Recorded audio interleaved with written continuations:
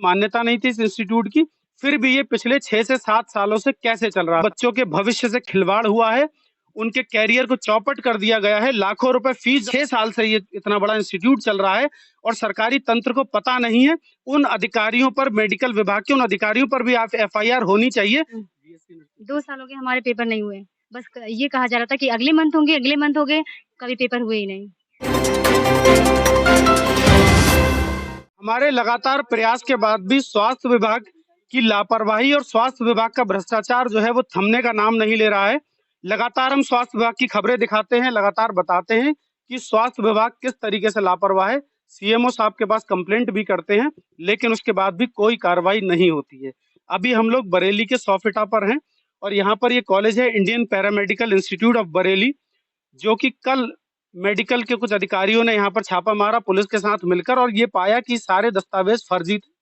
फर्जी तरीके से ये यहाँ पर काम कर रहे थे, फर्जी तरीके से यहाँ पर चला रहे थे, बच्चों को फर्जी डिग्रियां दे रहे थे। इस कॉलेज की कोई मान्यता नहीं थी इस इंस्टीट्यूट की, फिर भी ये पिछले 6 से 7 सालों से कैसे चल रहा था। सबसे बड़ा सवाल ये है कि सरकारी तंत्र को पता नहीं चल पाया कि 7 साल से वो इंस्टीट्यूट चल रहा है जिसमें तकरीबन 300 बच्चे पढ़ रहे हैं। 300 बच्चों के भविष्य से खिलवाड़ हुआ है, उनके कैरियर को चौपट कर दिया गया है, लाखों रुपए फीस जमा करी है उन बच्चों ने, उसके बाद भी आज वो दर-दर की ठोकरें खा रहे हैं, अधिकारियों के पास चक्कर काट रहे हैं। उन बच्चों से उनका दर्द जानेंगे कि वो क्यों पीड़ित हुए और कैसे इस जालसाजी का शिकार बन पाए। हमारे पास ये तमाम स्टूडेंट्स हैं जो कि इस दर्द को बताएंगे अपने। क्या नाम है आपका? सुधांशु मौर्य। सुधांशु, क्या अब यहाँ पढ़ते हो आप? जी। क्या समस्या आई यहाँ पे? समस्या यहाँ पे आई है, कल हम लोग कॉलेज में थे, मतलब क्लास ले रहे थे, तभी अचानक मतलब सीओ वगैरह एसएचओ सभी लोग आए हैं और क्या कोर्स कर रहे थे यहाँ पे आप? डीएमएलटी, डीएमएलटी क्या होता है बताइए? Diploma in medical lab technician. अच्छा, कौन से कॉलेज से आपको मान्यता दिलाने की बात कही गई थी? इन्होंने कोई मतलब स्टेट पैरामेडिकल फैकल्टी लखनऊ से है, उससे बताया था कि एफिलेटेड है मेरा कॉलेज, वहीं से हम करवा के देते हैं। अच्छा, कल यहाँ पर जो अधिकारी आए थे, सीएमओ साहब भी थे उसमें, एसीएमओ भी थे, उन्होंने ये कहा कि इसकी मान्यताएं जितनी हैं सारे कागज फर्जी हैं, ये एफआईआर में लिखा हुआ है। ये बात आप लोग कल पता लगी है, इससे पहले भी पता था? हमें कल पता लगी है।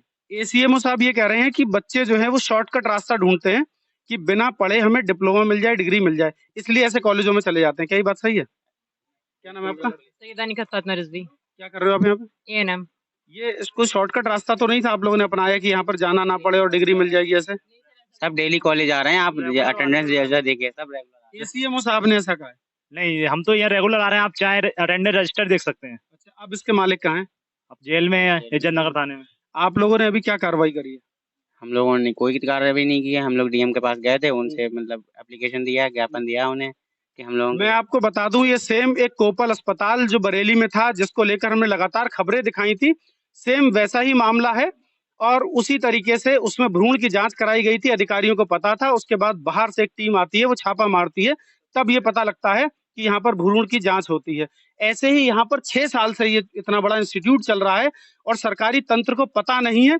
उन अधिकारियों पर, मेडिकल विभाग के उन अधिकारियों पर भी आप एफआईआर होनी चाहिए जिनकी लापरवाही के चलते इन बच्चों का भविष्य खराब हो रहा है।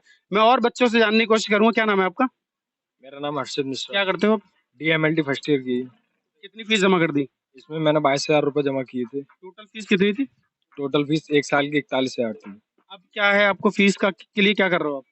फीस तो मतलब कितना टाइम हो गया यहाँ पे? मुझे 1 साल हो गई। 1 साल हो गई। अब ये सब कुछ जो है वो मामला फर्जी निकल के आया, क्या करोगे अब आप?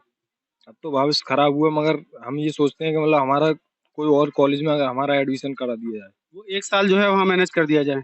क्या नाम है आपका? प्रीति कुमारी, प्रीति, क्या कर रहे हो आप यहाँ पे? BSc nursing. 2 साल हो गए हमारे पेपर नहीं हुए। बस ये कहा जा रहा था कि अगले मंथ होंगे, अगले मंथ हो गए, कभी पेपर हुए ही नहीं। कहाँ से आते हो आप? गोरखपुर से हैं। आप गोरखपुर से इस कॉलेज में पढ़ने के लिए यहाँ पे आए हो। देखिए आप करप्शन किस कदर है, बच्चों की मजबूरी का इतना फायदा उठाया जाता है। गोरखपुर यहाँ से कितना किलोमीटर होगा? 800-900 किलोमीटर। 800-900 किलोमीटर दूर से ये बच्ची यहाँ पढ़ने के लिए सिर्फ रुकी हैं कि यहाँ से पढ़ेंगी, डिग्री मिलेगी, उसके बाद नौकरी करेंगे। इन्हें ये पता नहीं था कि ये फर्जी तरीके से चल रहा है। ये सिर्फ भरोसे पर होते हैं उनके, जो कि स्वास्थ्य विभाग के अधिकारी हैं।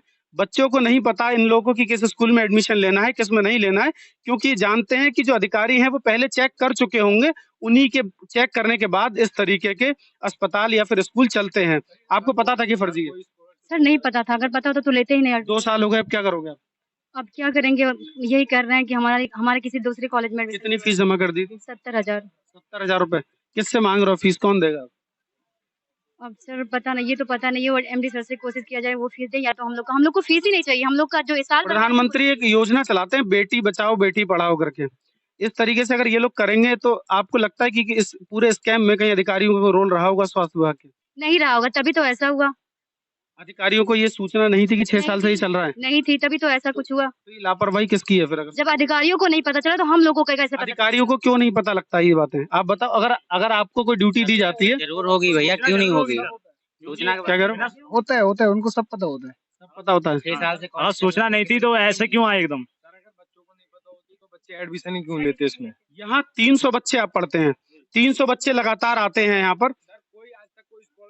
300 बैच तो 2 बैच में 300 बच्चे हैं। उसके बाद 2016 से कॉलेज चल रहा है। 2016 से, यानी कि 7 साल से कॉलेज चल रहा है। अभी 300 बच्चे हैं यहाँ पर। क्या नाम है आपका? तारिफली, मैं डीएमएलटी कर रहा हूँ। यहाँ में स्टाफ भी पूरा नहीं है। अच्छा, ये 4 महीने 5 महीने रुकते अच्छा, हैं क्या आप लोग जानते हो कि जो स्कूल इंस्टीट्यूट मानकों पर होना चाहिए वो मानक इसके पूरे हैं? इंफ्रास्ट्रक्चर जो इसके पास है। नहीं नहीं है। नहीं, मानक पूरे नहीं है। मानक पूरे नहीं। नहीं। कौन चेक करता है इस मानकों को? वो है, क्या नाम है सर का, बीके सर, बीके कौन? डायरेक्टर है यहाँ। सरकारी विभाग का कोई अधिकारी कभी आया चेक करने? नहीं आया, नहीं। आप देखिए कितना बड़ा करप्शन है। लगातार हम दिखाते हैं कि ये सरकारी अधिकारियों को यहाँ पर आना चाहिए, इसे चेक करना चाहिए, इसके मानक पूरे हैं या नहीं है।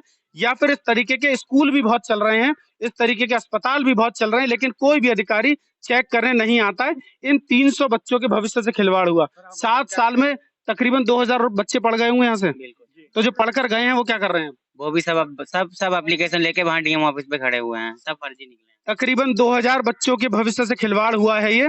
मैं कहता हूं जिन अधिकारियों के अंडर में, जिन स्वास्थ्य विभाग के अधिकारियों के अंडर में ये क्षेत्र आता था, उनकी जिम्मेदारी होनी चाहिए इन बच्चों के भविष्य से खिलवाड़ ना करें, इनको कहीं सेटल्ड करें। कैसे चल रहा है? क्योंकि ये कॉलेज अगर 6 साल से चल रहा है तो लापरवाही उनकी भी है, और इस लापरवाही का हर्जाना जो है ये बच्चे ही ना भुगते बल्कि वो अधिकारी भी भुगते और सारे लोग भुगते। दिखाइए, ये जरा पास से दिखाइए। इस तरीके का रजिस्ट्रेशन ये लोग बना कर देते हैं। जूम करके इसको पास से क्लियर करके दिखाइए जरा।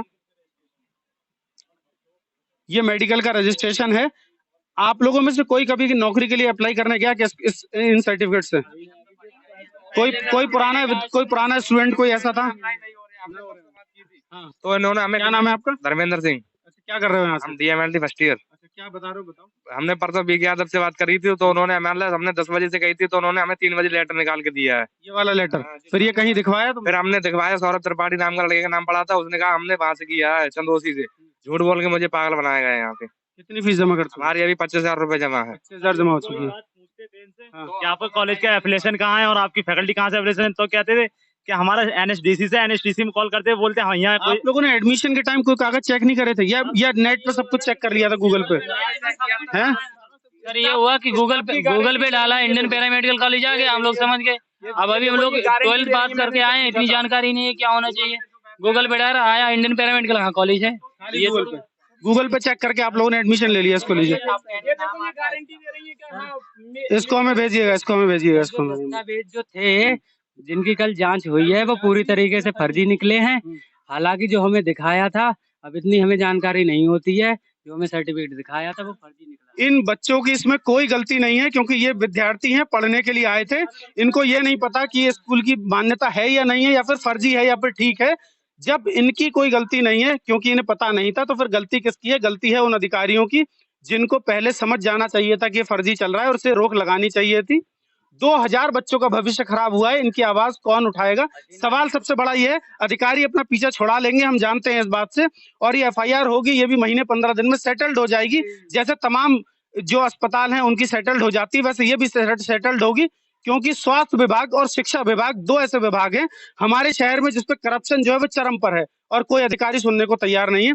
अब इन बच्चों के भविष्य का क्या होगा आप लोग आप बताओ। इसके लिए हम आगे भी कार्रवाई करेंगे, धरना देंगे, ऊपर तक जाएंगे, अगर जो भी पूरी कोशिश करेंगे न्याय लेने के लिए। हम कर्जा लेके आए हैं, फीस के लिए इतना टॉर्चर करते थे, इसका कोई जवाब नहीं सर।